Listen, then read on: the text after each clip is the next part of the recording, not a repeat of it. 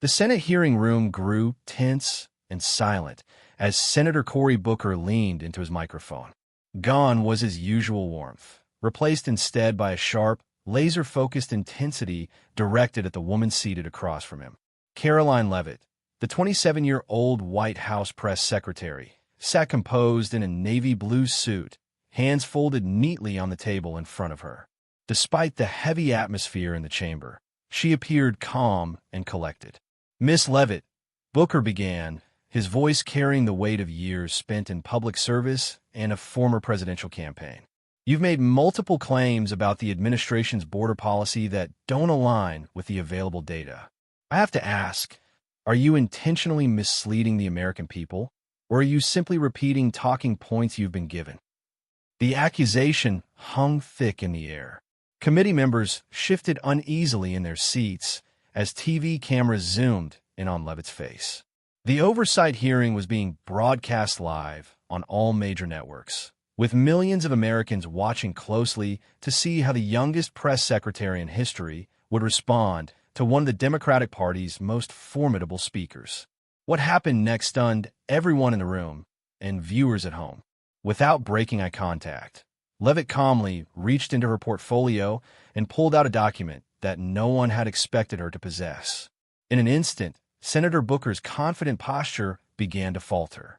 His transition from aggressive interrogator to visibly uneasy was unmistakable as Leavitt prepared to shift the trajectory of the hearing entirely. Before we dive deeper into this extraordinary political exchange that has gripped the nation, make sure to like this video and subscribe to our channel for more insider access to high-stakes confrontations shaping American politics. Cory Booker had long been considered one of the Democratic Party's most eloquent and impassioned voices. The former mayor of Newark and presidential hopeful was renowned for his persuasive oratory, deep policy knowledge, and ability to dominate the Senate floor. With degrees from Stanford, Oxford, and Yale Law School, Booker's academic pedigree was unmatched, and he rarely met an adversary who could challenge both his intellect and rhetorical prowess. In recent weeks, Booker had been increasingly vocal about what he described as the White House's dangerous spread of misinformation, particularly regarding immigration. Across news networks and social media, he had singled out Leavitt by name, accusing her of promoting what he termed blatant distortions of border policy data. Meanwhile, Karoline Leavitt was forging her own reputation. At just 27, she was the youngest person ever to serve as White House press secretary, chosen by President Trump following his return to office. Previously, she had served as assistant press secretary during Trump's first term and worked as communications director for Congresswoman Elise Stefanik. Despite criticisms labeling her as inexperienced or unqualified, Leavitt quickly became known for her firm messaging, media discipline, and willingness to confront tough questions head-on. A graduate of St. Anselm College in New Hampshire, she had already weathered multiple political firestorms. This hearing would be her biggest yet. The purpose of the Senate Oversight Committee hearing was to scrutinize the administration's claims that new immigration policies had significantly reduced illegal border crossings and crime in nearby communities. Democratic lawmakers, including Booker, alleged that the White House had manipulated statistics to justify its policies. The stakes were enormous. Immigration remained one of the most polarizing topics in the country. Public sentiment could directly impact congressional approval of the administration's latest border security funding requests. For Booker, successfully discrediting Leavitt's data could unravel the administration's entire border narrative. For Leavitt, it was a moment to prove she was more than just a messenger. She could defend policy under pressure. "This isn't just a political sideshow," a CNN analyst had commented before the hearing began. Booker has been preparing for weeks. He's armed with data aimed squarely at discrediting Leavitt. Many believe she's walking into a trap. But what no one anticipated was how thoroughly Leavitt had prepared in return, and how dramatically she would turn the tables. "Miss Leavitt," Booker said, pressing ahead. "Last week, you claimed that border apprehensions have dropped by 57% under the administration's new policy framework. Yet the Department of Homeland Security's own internal documents, which I have here, indicate only a 12% decrease. How do you reconcile the discrepancy? He held up a DHS report bearing the department's official seal. Democratic senators around him nodded, emboldened by the apparent contradiction. Leavitt remained unfazed. Senator Booker, thank you for the question. The 57% decrease I referenced pertains specifically to Sector B7, the first area where the new strategic protocols were implemented. The 12% figure represents a national average prior to full rollout. That's not how you presented it, Booker shot back. You framed it as a nationwide reduction, with no mention of sectors. With respect, Senator, Leavitt replied, if you review the full transcript of that press briefing, you'll see I clearly referenced initial results from pilot implementation areas. The context was not omitted. A ripple of murmurs moved through the chamber. Leavitt was demonstrating a firmer grasp on the details than many had expected. Senator Alex Padilla of California jumped in next. Even if we accept your clarification, Ms. Leavitt, independent analyses from 3 universities dispute even the 12% number. Are you familiar with the Stanford Border Policy Initiative report? I am, Senator, she answered promptly. That particular report relied on preliminary January data. Our internal numbers include figures from February and March, data that wasn't available when Stanford released their findings. For nearly half an hour, Democratic senators took turns challenging her statements. Each time, Leavitt responded calmly, providing specifics and technical details that reinforced her credibility. Republican members offered occasional support, asking questions that allowed her to explain policy goals and outcomes in more depth. The hearing intensified when Senator Elizabeth Warren took the floor. Ms. Leavitt, the way you framed drug seizure data is concerning. A 40% reduction in seizures doesn't necessarily mean success. It can mean more drugs are passing through undetected. Isn't that misleading? Senator Warren, Leavitt answered, we assess drug trafficking trends using multiple indicators, not just seizure counts. That includes informant reports, fluctuations in street prices, and interdiction rates. All signs point to a real decrease in total flow. Warren pressed further. Yet senior DEA analysts have reached different conclusions. How do you explain that? The DEA report uses a narrower methodology. It excludes several variables present in our model. I'm happy to submit our full framework for committee review, Leavitt responded. The questioning continued. Senator Raphael Warnock raised concerns about conditions in migrant processing centers. Senator Tim Kaine scrutinized deportation figures. Throughout it all, Leavitt remained composed, reinforcing that she was more than capable of handling the pressure. Then Booker returned to the microphone. Ms. Leavitt, he began, this time more forcefully, you've handled these questions skillfully, but your public remarks contradict career officials across multiple agencies. This isn't a dispute over interpretation. It's a matter of integrity. He held up another folder. I have here sworn testimonies from 5 DHS officials who claim they were pressured to alter data to support your administration's talking points. What do you say to those public servants? The chamber went still. This was the moment many had been waiting for, a direct challenge backed by sworn statements. Several Democrats leaned in. Leavitt calmly took a sip of water, opened her portfolio, and removed a document. Senator Booker, I anticipated this line of questioning. What I have here may provide necessary context. She held up the file. This is a collection of emails between your office and those 5 DHS officials, communications that took place in the 2 weeks leading up to their testimony. Booker's expression changed, if only slightly. These emails, she continued, obtained through a formal records request, show that your staff provided suggested language for the testimonials and advised how data should be framed to support a specific narrative. The room erupted in quiet gasps. Republican senators leaned forward. Senator Tom Tillis spoke first. That's a serious accusation, Ms. Leavitt. Do you have those emails? I do, Senator, she said, pulling out a thicker folder. I prepared copies for the entire committee. Please note the highlighted excerpts, one from Senator Booker's legislative aide, which reads, and I quote, The language about data manipulation needs to be stronger to make the necessary impact during hearings. As her staff distributed the documents, Booker's composure held, but tension was visible in his jaw. Leavitt continued, "You'll also find a text exchange between Senator Booker and Regional Director Hayes, where he says, 'Your testimony needs to focus on policy disagreements framed as data manipulation.' That's what will get media traction." The room went silent. Senators flipped through the pages, their eyes scanning for confirmation. Booker finally found his voice. "You're misrepresenting standard engagement with whistleblowers who approach my office with serious concerns." "With respect, Senator," Leavitt replied, her voice firm, "the timestamps and full message chain show your office initiated contact, not the other way around. And the content shows coaching, not responding." She addressed the chairman directly.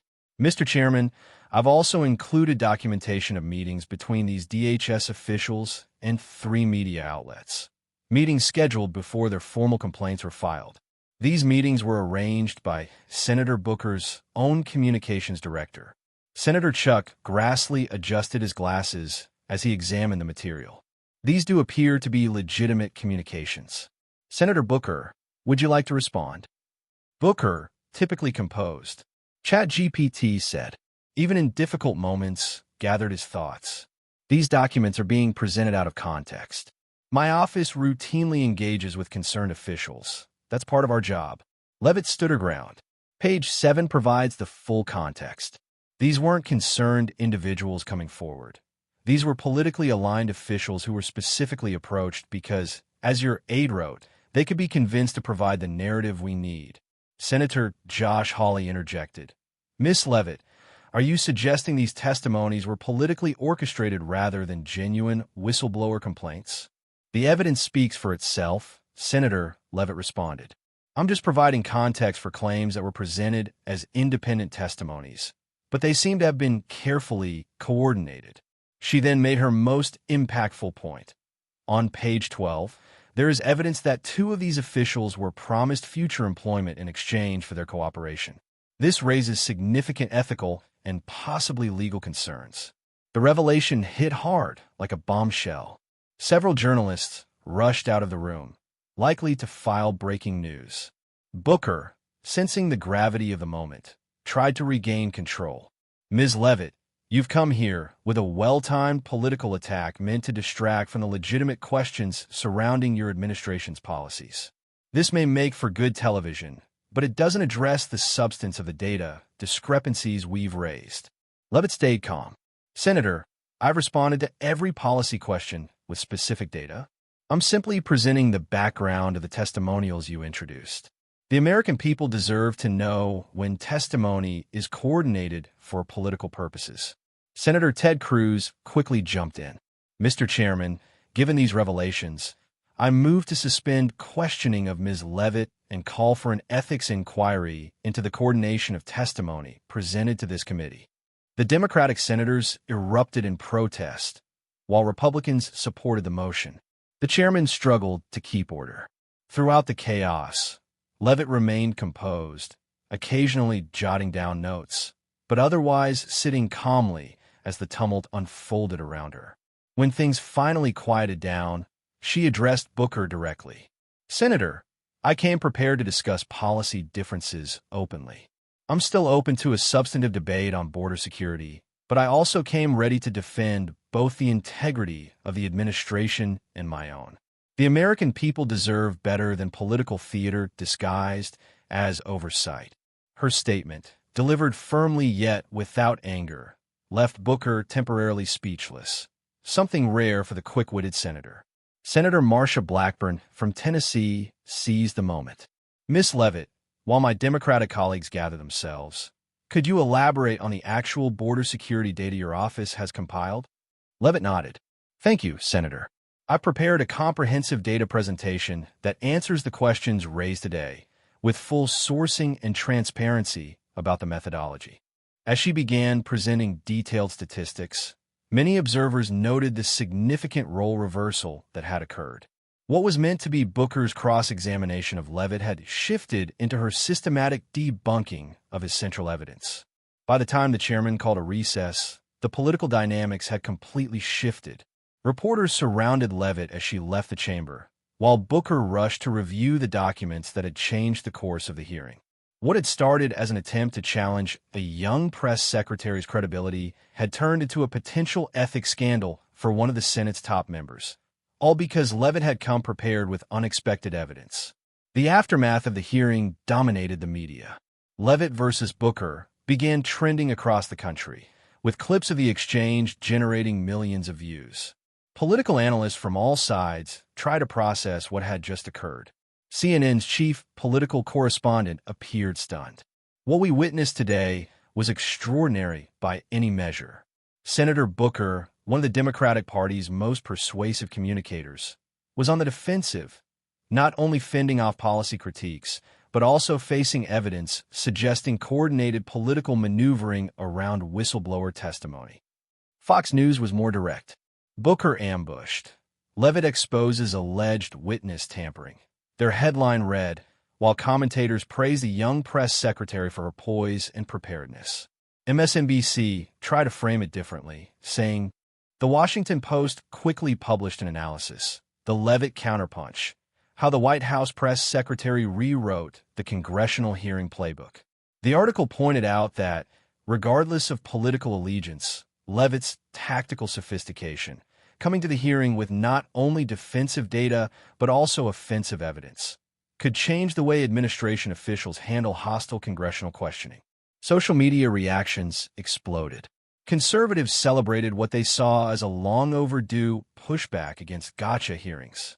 Liberals raised concerns about the potential risks to future oversight efforts. Both sides acknowledged that something remarkable had happened in the hearing room. Later that evening, fact-checkers confirmed the authenticity of the emails and text messages Leavitt presented. While the context and interpretation of those communications remained a point of debate, it was clear the evidence was legitimate. Senator Booker's office released a statement claiming that the communications were standard practice when working with concerned government officials and were misrepresented for political purposes. The White House wasted no time in taking advantage of the situation. Press releases highlighted Leavitt's fact-based defense of administration policies and her exposure of political theater disguised as oversight. President Trump posted on social media, "Proud of Karoline Leavitt for standing up to Booker's witch hunt with facts. This is why I picked her." Meanwhile, Senate Democrats held an emergency caucus meeting. Anonymous sources shared concerns over the ethics implications and frustration that Booker's office hadn't anticipated the counter-evidence. Republicans on the Ethics Committee publicly discussed opening an investigation into the coordination of testimony. The next day's headlines continued to reverberate with the shockwaves. The New York Times, White House press secretary turns tables in dramatic congressional testimony. The Wall Street Journal, Leavitt-Booker exchange raises questions about witness coordination. The Washington Post, Senate oversight hearing becomes referendum on oversight process itself. Karoline Leavitt appeared on Fox and Friends the following morning, maintaining her measured tone. "I came to that hearing ready to discuss substantive policy issues and defend the administration's approach to border security with facts. I also came prepared to make sure the American people understood the full context of the claims made against us." When asked if she had set a trap for Senator Booker, Leavitt remained diplomatic. "I simply did my homework. In today's political environment, you have to be ready for hearings that often focus more on political theater than genuine oversight. My responsibility was to ensure the American people saw the full picture." Senator Booker canceled a scheduled appearance on Meet the Press, citing a scheduling conflict. His office issued a more detailed statement defending the communications with DHS officials. Senator Booker's staff engaged appropriately with federal employees who expressed concerns about data manipulation. Guiding whistleblowers through the process is part of Congress's oversight role, not evidence of improper coordination. The political consequences of the hearing stretched far beyond just one exchange.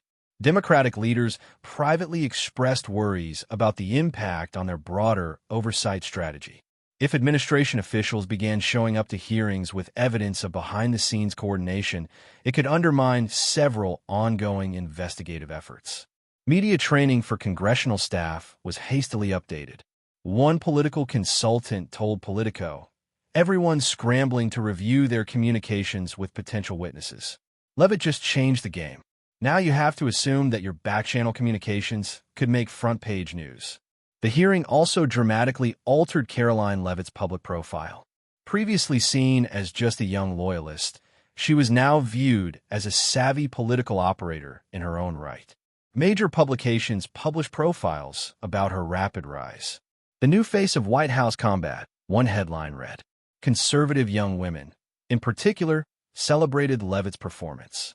Social media exploded with posts from college Republicans and young conservative groups hailing her as a role model. Requests for her to speak at campus events reportedly increased tenfold. Within the White House, sources noted a significant shift in Leavitt's standing. "She's always had the president's confidence," one senior advisor told The Hill, "but now she's earned a new level of respect across the administration. People saw that she can not only defend our policies, but also take the fight directly to our critics." The most lasting effect, however, might have been on the relationship between the executive branch and congressional oversight. 2 weeks after the hearing, Leavitt appeared before the House Government Reform Committee. Observers noted that Democratic representatives took a more cautious approach, focusing solely on specific policy questions and avoiding broad accusations that might invite counter-evidence. Senator Booker eventually addressed the controversy in a speech at Princeton University. Without mentioning Leavitt by name, he spoke about the evolving nature of congressional oversight in an era of intense partisanship. He defended communication with government whistleblowers as necessary for effective oversight, but acknowledged that the process must focus on substance rather than political advantage. The Senate Ethics Committee ultimately decided against a formal investigation, offering only general guidance on best practices for interacting with potential witnesses. Political observers saw this as a compromise that allowed all sides to move on. For Leavitt, the confrontation was a defining moment in her political career. In future press briefings, journalists noted a new respect from even the toughest reporters. Her expertise in policy, combined with her willingness to take on critics, had firmly established her as more than just a spokesperson. 6 months later, when a prominent political magazine included Leavitt in its 40 under 40 list of rising political stars, it marked her transformation. Before her Senate testimony, Karoline Leavitt was known mainly for her youth and loyalty. After dismantling one of the Senate's top figures, she became known for something else entirely: a new model of political effectiveness that blends policy knowledge with preparation and fearless strategy. The Leavitt-Booker exchange became a case study in modern political combat. It would be analyzed in campaign training sessions and communications courses for years. It showed that in an era of calculated political theater, the most powerful move might not be simply defending, but striking back with unexpected evidence. For the public, the confrontation was a rare, unscripted moment in politics, a glimpse into the often hidden dynamics of Washington. It revealed that in high-stakes national politics, assumptions about authority and experience could be overturned by thorough preparation and strategic thinking. In the end, the exchange wasn't just about border statistics or witness coordination. It was about the changing nature of political power in America and how a prepared mind with solid evidence could stand firm against even the most entrenched voices. This confrontation reminds us that in politics, assumptions can be dangerous, and sometimes the best defense is a well-documented counterattack.